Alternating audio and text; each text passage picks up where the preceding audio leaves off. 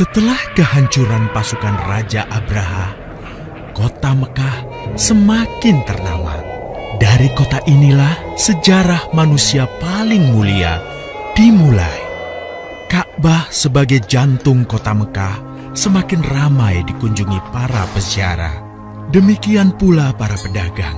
Mereka datang dari berbagai penjuru jazirah. Namun sayang, Ka'bah mulai diselewengkan fungsinya. Akibatnya, kejahiliahan merajalela. Bahkan pada masa itu, memiliki bayi perempuan adalah hal yang sangat memalukan. Aib bagi keluarga. Sehingga sebagian dari mereka tega membunuh bayi perempuan mereka sendiri. Di tengah kondisi masyarakat jahiliyah itulah Nabi Muhammad dilahirkan. Bayi luar biasa itu lahir dari rahim seorang wanita mulia bernama Aminah. Pada saat itu ditandai peristiwa-peristiwa yang luar biasa. 10 balkon istana Kisra runtuh. Juga padamnya api-api yang biasa disembah oleh orang-orang Majusi.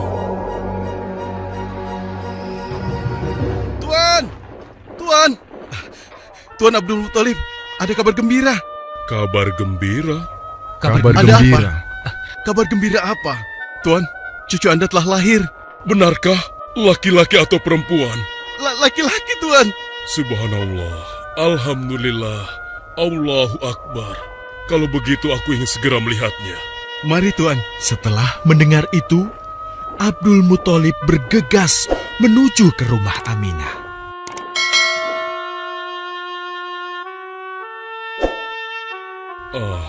Cucuku, kasihan engkau terlahir yatim. Dengan penuh kasih sayang, Abdul Muthalib membawa cucunya ke Ka'bah. Ya Allah, jadikanlah cucuku ini menjadi seorang yang mulia dan terhormat, sebagaimana Nabimu Ibrahim alaihissalam.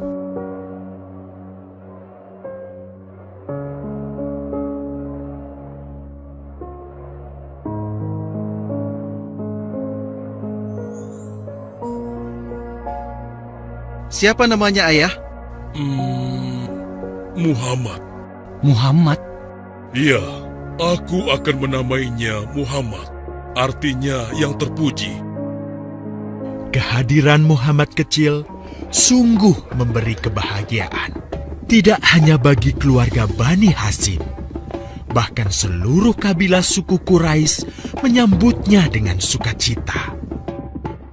Kemudian Abdul Muthalib mencarikan ibu susu bagi Muhammad kecil. Kita sudah berhari-hari mencari anak susuan, yang dari situ kita akan mendapatkan imbalan yang cukup.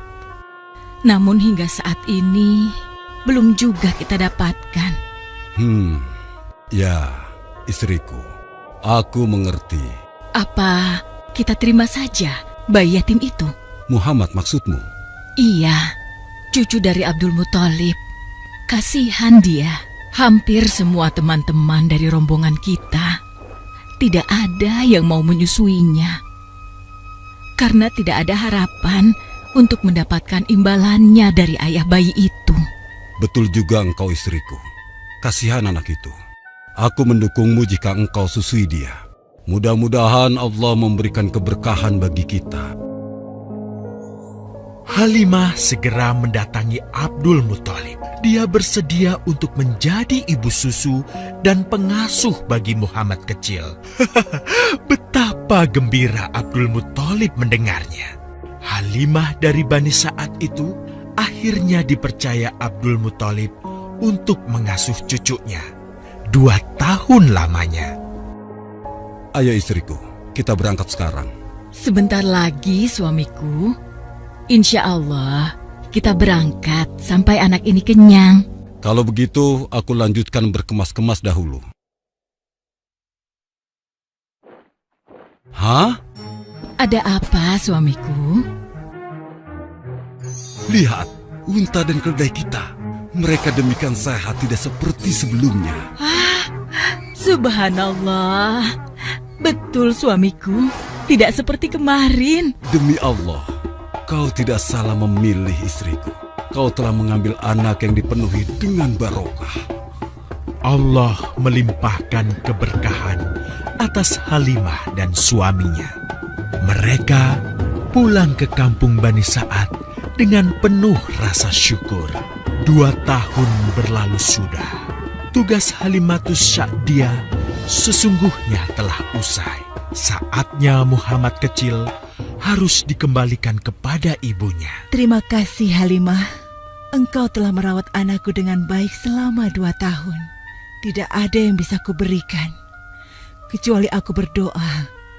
Semoga Allah memberkahi engkau dan keluargamu. Amin. Saya juga bersyukur diberikan kepercayaan dan kesempatan merawat anakmu, wahai Ibu Aminah. Namun, begini Bu, mohon maaf. Kalau boleh, izinkan aku merawat Muhammad lebih lama lagi. Aku masih sangat sayang padanya. Baiklah, kalau begitu aku setuju dengan usulmu.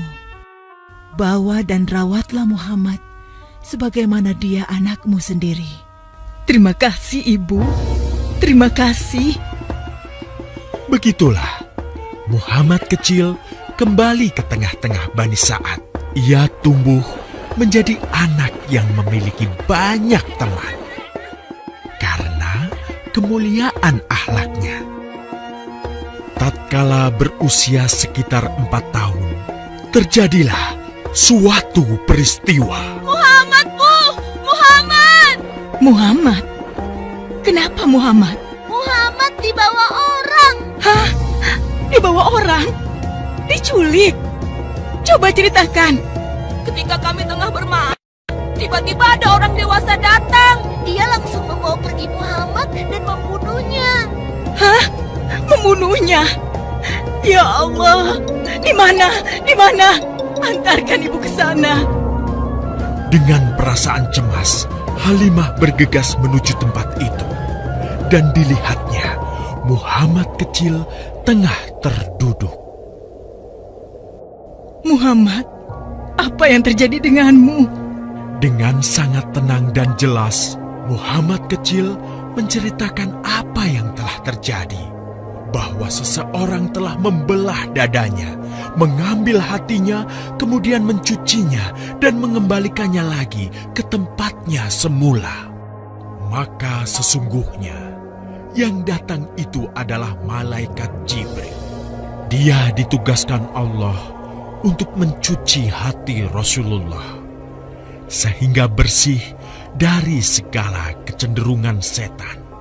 Subhanallah. Sungguh anak ini bukanlah anak sembarangan. Sebaiknya aku kembalikan saja kepada ibunya. Peristiwa itu membuat Halimah sangat khawatir. Maka bergegaslah Halimah mengembalikan Muhammad kecil kepada ibunya.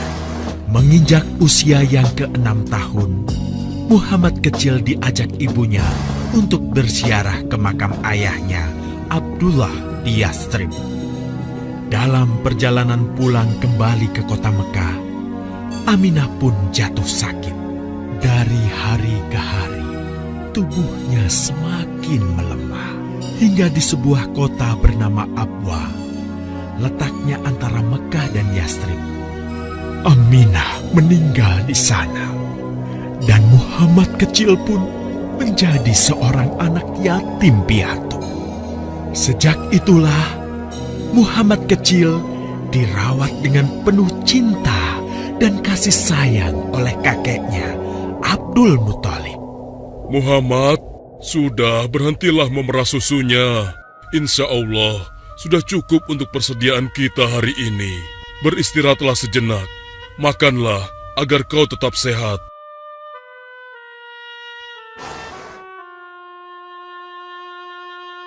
Ya Allah, betapa mulia akhlak cucuku ini. Namun, kasih sayang Abdul Muthalib tidak berlangsung lama. Saat usia Muhammad 8 tahun, Abdul Muthalib, kakeknya yang sangat menyayanginya itu, meninggal dunia. Kemudian pengasuhan atas Muhammad pun beralih ke pamannya, Abu Thalib. Muhammad kecil tahu betul betapa sayangnya pamannya kepadanya. Di mana Muhammad? Ia tengah mengembalakan kambing milik salah seorang penduduk Mekah, suamiku. Sejak kapan dia keluar rumah? Sekitar waktu subuh tadi. Subhanallah, betapa baiknya akhlak keponakanku ini. Ya Allah, maafkan ketidakmampuanku mencukupi kebutuhan keponakanku. Sayangi dan berkahilah dia. Jadikanlah dia orang yang mulia di antara manusia. Hingga saat usia Muhammad menginjak 12 tahun, pamannya Abu Thalib mengajaknya berdagang ke Syam. Sampailah mereka di satu daerah bernama Busra. Saat mereka beristirahat, datanglah seorang pendeta menghampiri. Wahai saudaraku, selamat datang di Busra. Tampaknya kalian bukan orang sini. Dari manakah kalian berasal? Terima kasih saudaraku, kami datang dari Mekah. Lalu, siapakah gerangan anak ini? Ini adalah keponakanku, Muhammad namanya. Apakah engkau bertanggung jawab atasnya, Tuan? Ya, Kemana ayahnya? ayahnya sudah meninggal sejak ia masih dalam kandungan. Oh, apakah kini dia yatim piatu? Benar, Aku sungguh beruntung bertemu dengannya. beruntung. Beruntung apa? Sungguh, keponakanmu ini adalah orang yang sangat istimewa. Oh ya? Ya, dia adalah seorang nabi, Hmm? seorang utusan Allah. Bagaimana kau tahu hal itu? Aku tahu karena aku seorang pendeta, dan berita kedatangan dia sebagai seorang utusan Allah sudah disampaikan di dalam Injil. Bahkan aku pun bisa mengetahuinya dari cincin kenabian yang berada di bagian bawah tulang rawan bahunya yang menyerupai buah apel sebagai tanda kenabiannya. Begitulah pendeta bernama Bahira menyampaikan kepada Abu Thalib perihal kenabian Muhammad. Ia berpesan agar menjaga baik-baik keponakannya itu, karena Muhammad kelak di suatu saat nanti akan menghadapi banyak gangguan dan rintangan. Istriku, Muhammad sudah berusia 25 tahun. Aku pikir sudah saatnya dia untuk menikah. Betul, suamiku. Namun, dengan siapakah dia akan kita jodohkan? Kemarin Khadijah mengirimkan utusannya dan menyatakan keinginan Khadijah untuk menjadikan Muhammad sebagai suaminya. Hah? Khadijah? Khadijah yang mulia itu? Betul, istriku. Khadijah yang selama ini mempercayakan barang perniagaannya kepada Muhammad. Kenapa dia memilih Muhammad? Ya, Khadijah mengagumi kejujuran dan kebaikan akhlak Muhammad. Menurutmu sendiri bagaimana? Aku pikir Khadijah adalah wanita terbaik bagi Muhammad. Kita akan melamarnya. Tepat di usia 25 tahun, Nabi Muhammad menikahi Khadijah yang berusia 40 tahun. Dari pernikahan itu, mereka dikaruniai Allah 6 orang anak. 2 laki-laki adalah Al-Qasim dan Abdullah. Sedangkan putrinya adalah Zainab, Ruqayyah, Ummu Kulsum, dan Fatimah. Namun, kedua putranya itu telah meninggal semenjak mereka kecil. Suatu ketika, terjadilah banjir besar di kota Mekah. Kabilah-kabilah di kota Mekah pun bergotong royong membangun kembali Ka'bah. Setelah pembangunannya selesai, terjadilah perselisihan antara pemuka kabilah tentang siapakah yang paling pantas meletakkan Hajar Aswad di Ka'bah. Abu Thalib, apa yang harus kita lakukan? Kita sudah bicarakan hal ini selama 5 hari, namun tidak ada titik temu. Aku khawatir akan terjadi pertumpahan darah. Sudah, begini saja. Kita sepakati bahwa masalah ini kita serahkan kepada takdir terbaik. Lihat pintu masuk Ka'bah itu.